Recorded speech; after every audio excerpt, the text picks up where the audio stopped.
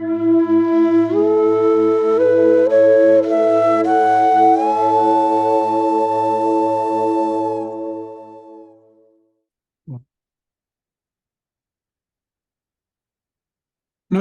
and welcome to this very important conversation that we have today. Let me set the context. My name is Gaurav Rastogi and I'm a board member at the Hindu Community Institute.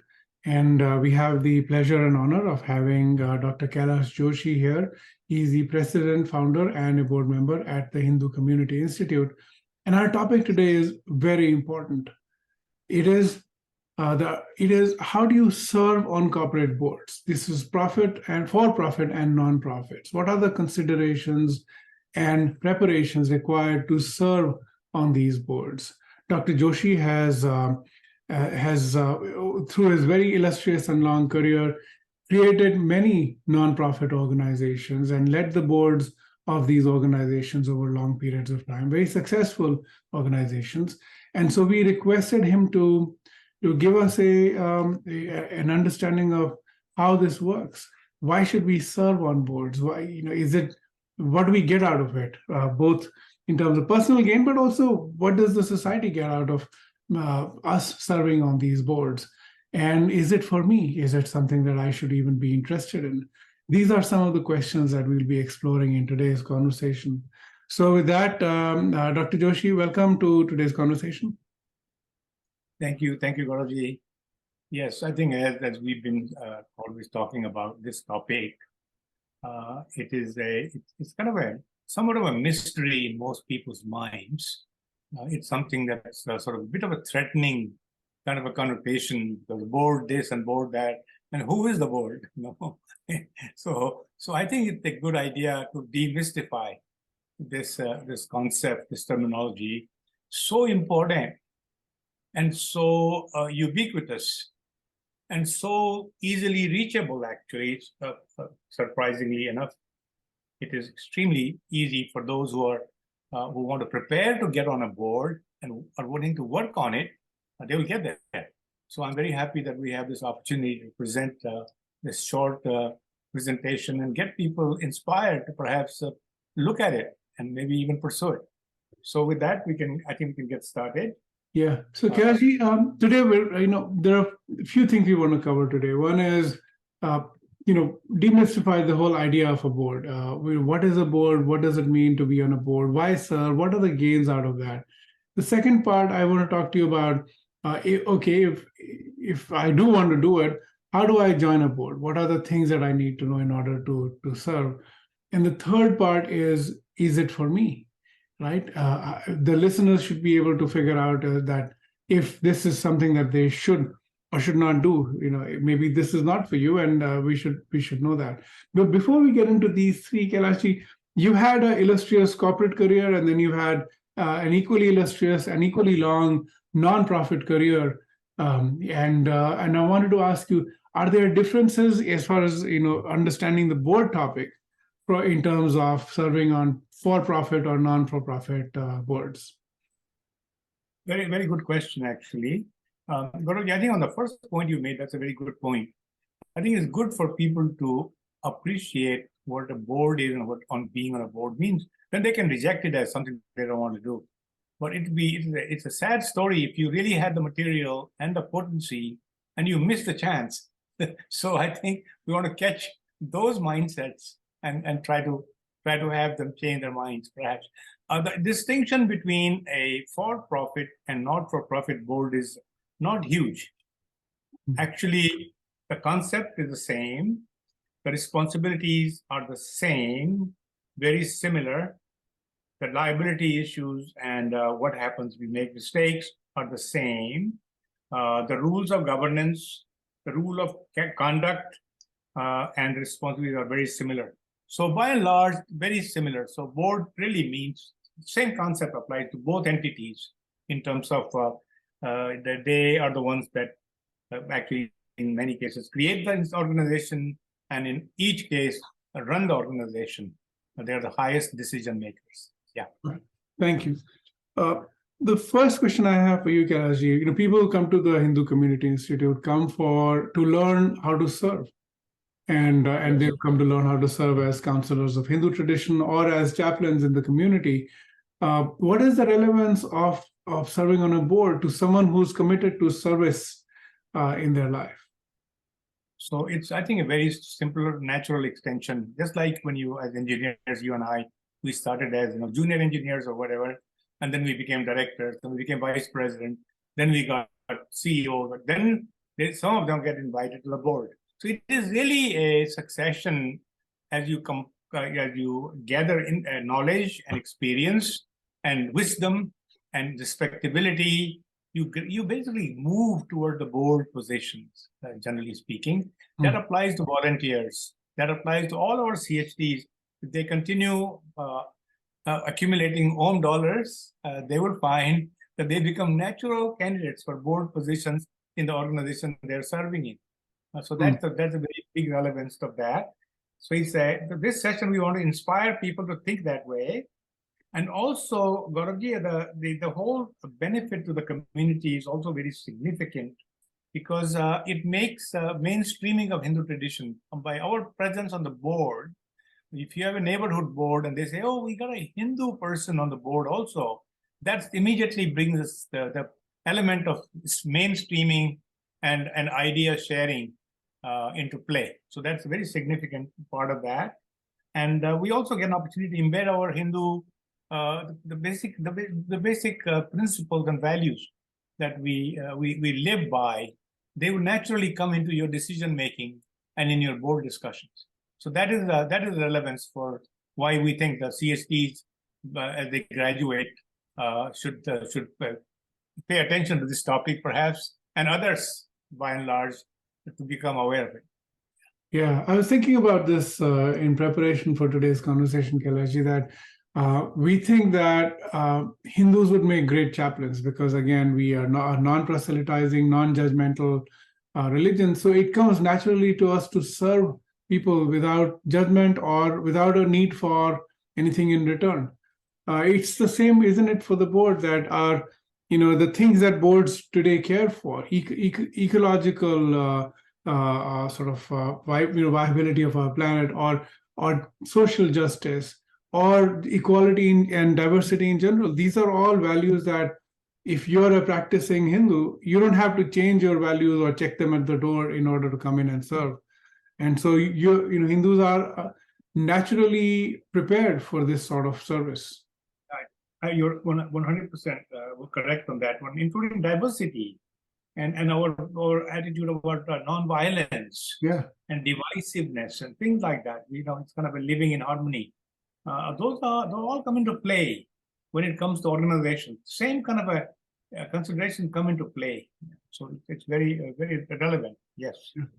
So what is a board, Kailash? What is the essence of a board? It seems like a big deal. You hear about, this, the board said this, or the board decided that. What is a board? Could you help us understand what this is?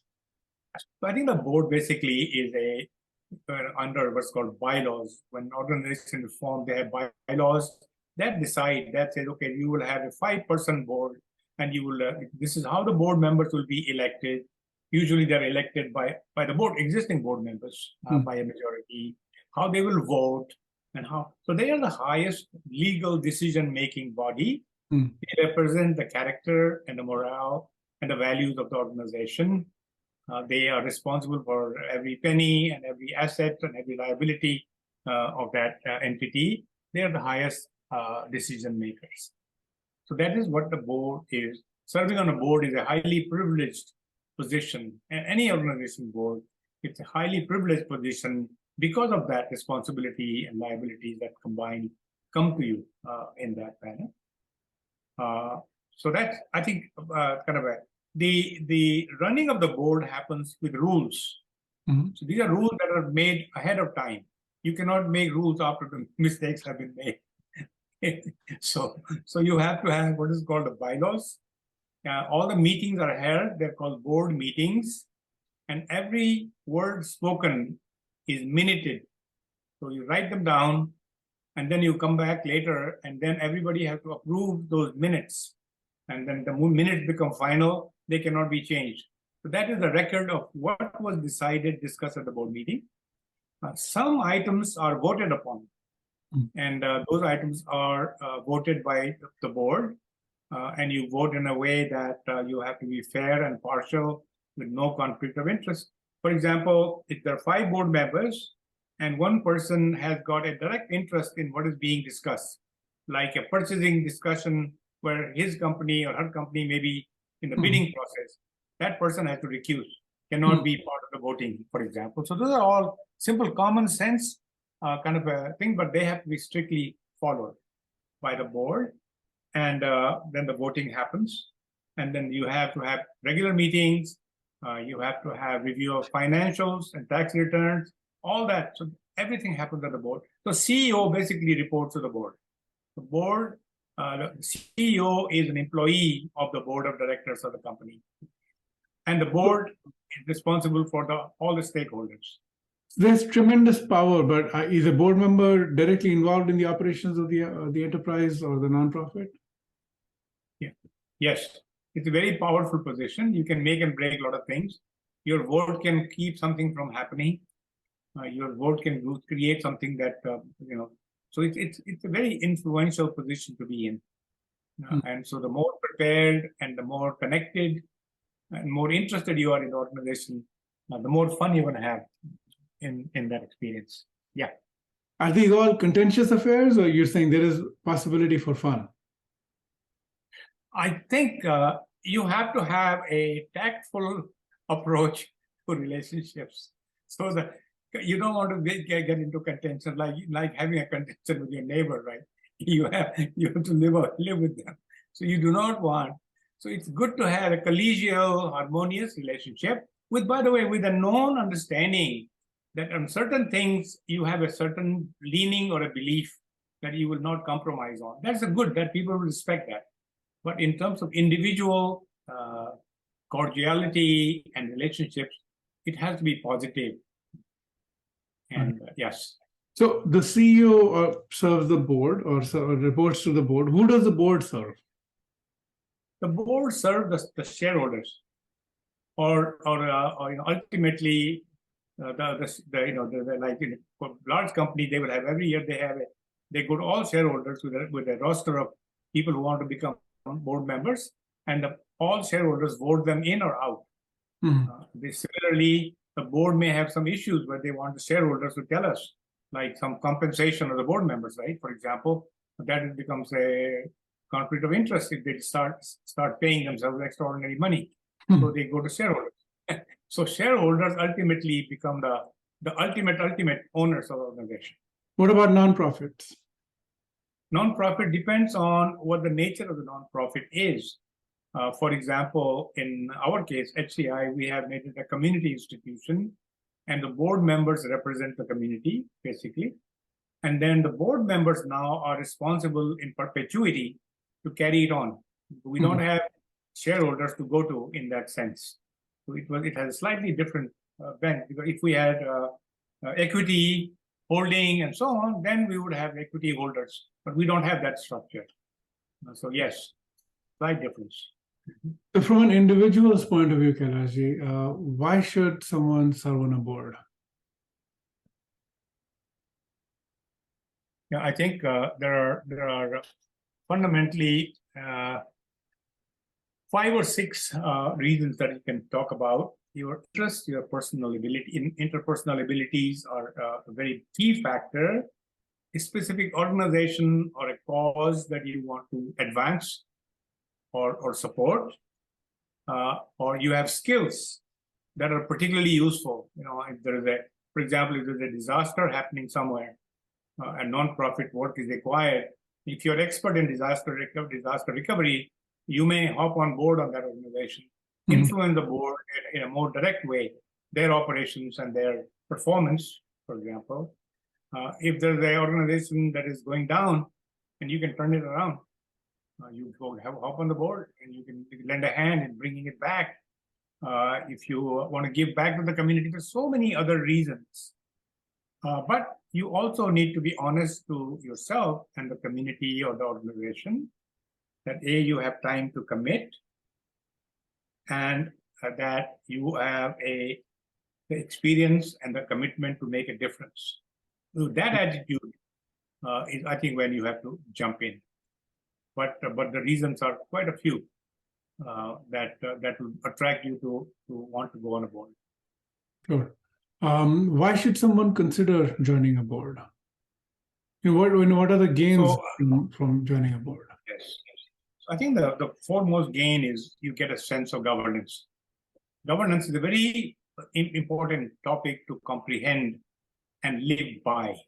And by the way, it's not just at the board level, it's at home, at family level. Because governance means fairness, it means responsiveness, it means high character, it means sacrificing.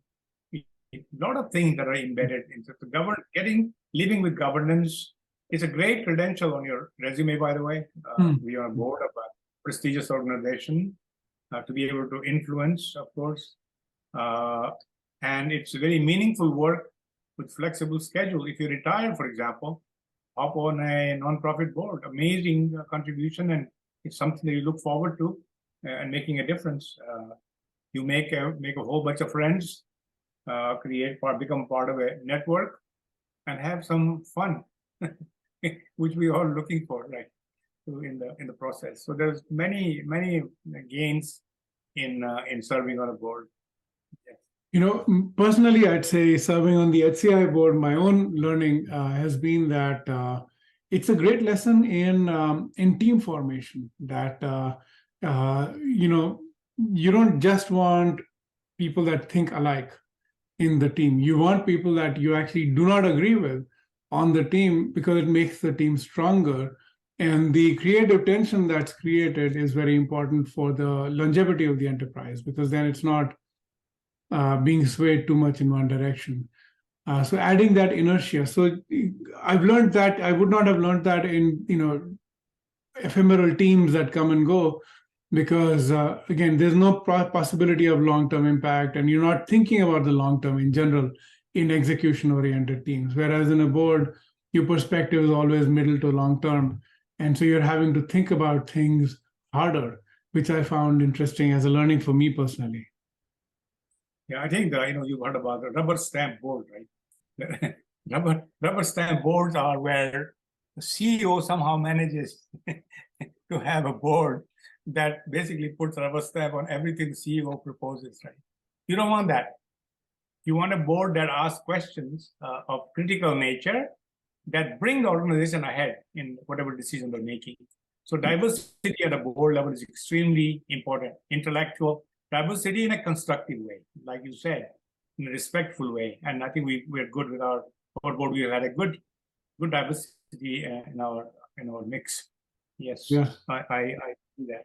I also learned things about how to conduct myself in meetings where I have a difference of opinion. Whereas in a business meeting, I would just state my point, irrespective of whether it hurts the other person or not, because it's a battle of argumentation.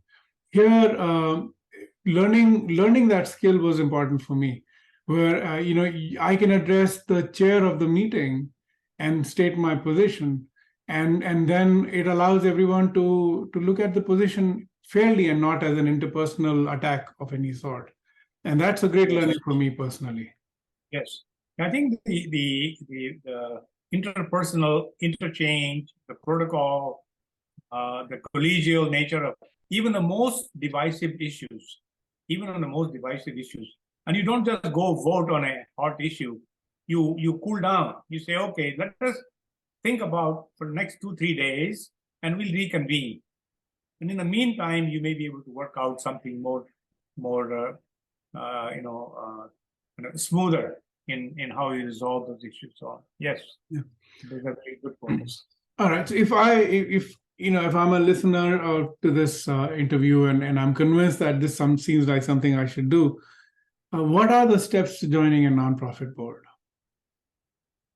So I think let me just focus on nonprofit, because that's what our this primary interest is in the short run here. First of all, I think to build just like we gave an analogy before, you go from an engineer to a director to a VC, and same thing in a nonprofit, you go from a volunteer, maybe you go volunteer manager, maybe you go into a group leader, maybe you become a vice president or a director of some division, and so on. So you have to build your own dollar account, meaning you have done performance in few functions to get a good exposure of the organization and have a good sense of where the organization wants to go, so that you can be part of that journey. So that is the preparation number one. Two is to identify, by the way, whatever organization you are going at, identify the organization. And for that, you require a lot of due diligence. You got to go to the website, talk around, check around, look around, all that stuff. And you get, once you are convinced that that is the one, if it is not your current organization, that's the one you want to approach, then you find or identify at the right contact person at that organization who has got some connect, either directly responsible for decision making or a very good influence on the decision making individuals, so that you can now begin to interchange something about your interest and their needs. Do they have an opening? What do they require? Do you fit in? Get that dialogue going at a level where patiently and listening to what they are telling you is kind of a third step. And then if they may tell you, by the way, why don't you come in as an observer first, and then so that will be, you both get to see each other in action, and then they can decide, or they can say, yeah, come on board, we'll take you in. Then you have to be very clear about understanding what are the expectations from you, what roles, what subcommittees, there are a whole bunch of things that go on depending on the board, and how long a commitment it is, and what are the liability coverages, insurance, because every board has some kind of a D&O, director and officers insurance coverage. Make sure that you're going to be covered. You don't want to go into a exposure kind of situation. So with those steps, you get do your homework, make the right contact with the right organization. Once you get entry, make sure you're clear about the position, and then you perform like they expect you to, and you expect yourselves to. So that's kind of a simple pathway to the board. So Kailash, the thing that I'm taking away here is, for those who are not familiar with HCI terminology, we created an alternate currency called Ohm dollars, which is essentially equivalent of your effort in currency. But this is all fictitious, but it allows you to track it just the way you do with treasury dollars. And to serve on any board, I think what I'm taking away from what you're saying, Kailash, is you have to build your resume of Ohm dollars. You have to participate with that organization and get to know them, and rack up your Ohm dollar credit, sort of balance with them rather. Yeah, I think it's very, very, very, very well put. You could basically, if you had a strong Ohm dollar account or a ledger, and you wanted to go any board position, I could say you could set up a meeting with CEO or one of the board members and say, let me tell you, I'd like to meet you and express my interest about joining your board. And let me tell you and you just show the Ohm dollar credentials, how many hours you put in, how many organizations, and what you did. That is probably as powerful as it's going to get. Yeah. And by the way, you will find that the competition for this is not going to be huge, because you are asking to do more of all the good things you're good at, and you enjoy doing it. So I think it's a very good opportunity to weaponize yourself with a very good, strong ledger of Ohm dollars. Yes. All right. Let's talk about nonprofit governance. What are the things that I should be aware of as I think about a board? So I think we'd start out with the financial implications of it's called in US it's called 501c3 nomenclature for organizations that are non-profit, and that means that they do not pay income tax on what the money comes in or spent. But the donors, people who contribute money to these organizations, also do not. They can deduct their contributions from their income. So that is the 501c3 organization character. fundamentally is one part of governance. So you have to keep that in mind as you do. In terms of salaries, in terms of expenditures and so on, you have to manage them as, affordability, rationale, just like you would do for any for-profit organization. The funds cannot be disbursed, given away to other people as a donation. You can only give those funds to other nonprofits.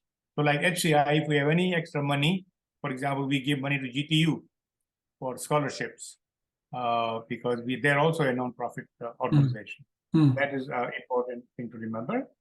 The second one is called the business judgment rule. This business judgment rule in governance is basically for keeping the board members doing their job and not hesitating in making decisions that may have some kind of maybe a bit of a risk on the periphery. And so what this law says that if a board makes a decision that turned out to be wrong at the end of the day, the court will not deem the board liable because they will say they made this in a good faith. As the judgment was made, this decision was made in good faith, and they did use the business judgment rule. So that is the second aspect after the 501c3. And then there are what we call the fiduciary duties of the board member. And the fiduciary duties is one is called the duty of care. That means, as words say, the care means the board members should give reasonable care and attention to their responsibility to provide organizational oversight. And that also means the nepotism, favoritism, they're not good things. They're not acceptable things to do. Okay. The duty of loyalty is that you are basically remaining loyal to the purpose, the mission, the interest of the organization. So you cannot start something else tomorrow on your own that has nothing to do with why this organization was set up. Then there is called the duty of act in good faith. I talked about that before. When you made a decision in good faith, not held liable for that. And then it's called duty of obedience. So some of these are repeated, but fundamentally it says that you follow the mission. The board has agreed on the direction, the mission, the activities, the plans.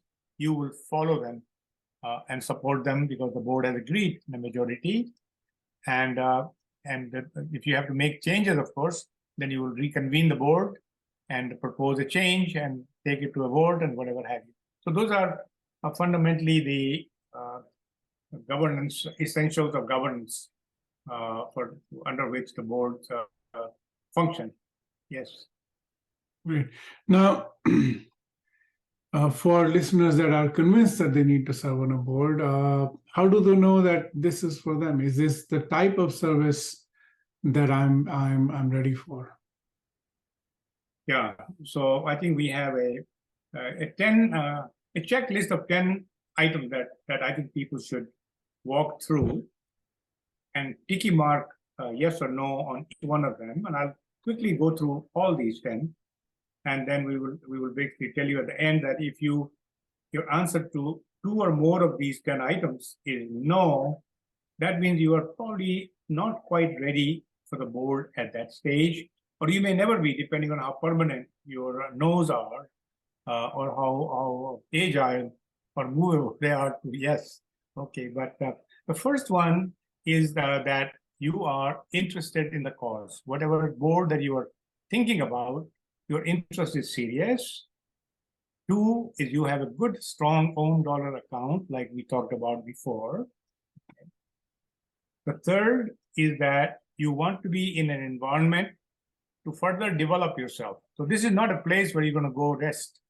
This is a place where you're going to basically learn and sharpen your thinking and your acumen and your interpersonal skills and so on. You should have a strong interest in doing that. And that you enjoy working with other people. The board is not a solo. That doesn't work. You have to interact and you have to do give and take. And you have to plan jointly. You have to compromise. It's a great exercise in team effort. And so that you have to maintain the law and the protocol. You cannot do hide and seek, that kind of stuff.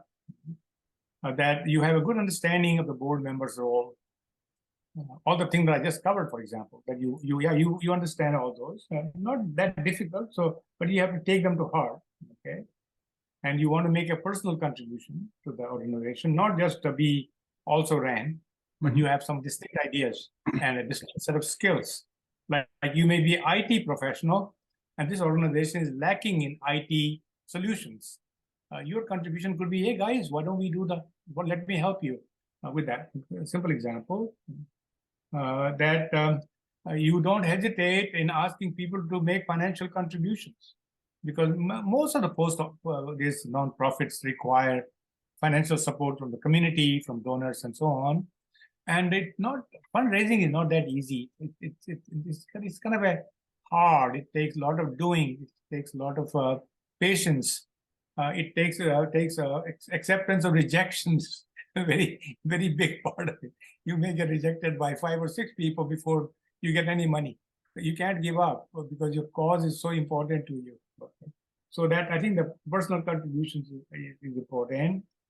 You have flexibility in your schedule, by the way. If you're working 40 hours at Google or whatever, then 50 hours, then you may not be, in that position. Very important that you are very personable and collegial in your conduct, in your relationships, because this the divisive kind of thing or fixed positioning on ideas and concepts usually it doesn't flow with the board dynamic that well, and that you have time to commit. So if they say, you have to come to so many board meetings and so on, or prepare so and so, and if you keep going absent few meetings, and then it creates a problem for the board and for you and for the whole organization. Actually, it's not congruent with the concept of having a good board, essential for running the organization. So those are the checklist items, and you look at those and say, yeah, there are 2 that I think I'm right now not ready, but I can work on those.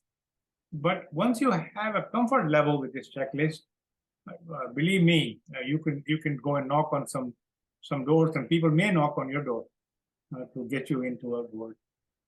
So that, Gaurav, I think, is sort of a kind of a coverage of the basics of a board and serving on a board. Yes. Yeah, the one of this checklist, I love this checklist. The one that caught me by surprise is the need to actually fundraise for nonprofits. It's a continuous activity, and a board member's role is in many good parts fundraising. And if you're unwilling to do that, or it's not just your network, you have to go to other people and recruit them to the cause. And so you have to personally be passionate about the cause, of course, and then you have to believe that this organization is able to deliver the goods that you're promising to this funder. And those are all very important things I've learned in serving at the HCI board, that it becomes essential to the survival of the organization that board members are extremely committed to this and are not taking this personally. I mean, there's a lot of rejection, there's a lot of discomfort that fundraising involves. But you have your belief in the cause and your passion for it must override your discomfort with this act of fundraising. Yeah, so I think one more on the fundraising. That's a very important point, by the way, for every nonprofit. One strategy for fundraising is, that sometimes works is one board member does the opening with the donor and get a dialogue going, and then at the right time bring the other board members on board. Say, can we have lunch together with so and so, or one of my board members? So then 2 people are now working on that particular situation. So it's all, again, depends on the kind of initiative and the kind of commitment people have. But fundraising is, I mean, that's the gasoline in the tank for nonprofits, right? So yes. Yeah. So, Kailash, this very short but very productive conversation, we've learned about what a board is, what it means to be on the board, why serve on a board, what do I get out of serving on a board, and then you talk to us about what are the steps to joining a board and what do I need to know about governance of a nonprofit board. And finally, we looked at is this something that I can do? Is this that self-test I think is going to be very helpful. For our listeners, we have several links that are posted here on the screen that you can look at. And then always we're available. Kailash ji is kind enough to mentor as many people as are interested in this topic. So feel free to reach out to us on this very important topic of learning to serve at a nonprofit board. With that, Kailash ji, I thank you very much for your insight and your clarity of articulation today. Thank you. And I like to see our Sangha, whole bunch of people trying to get ready for board. I'd love to see that happen. Okay. Thank you again. Thank you. Thank you.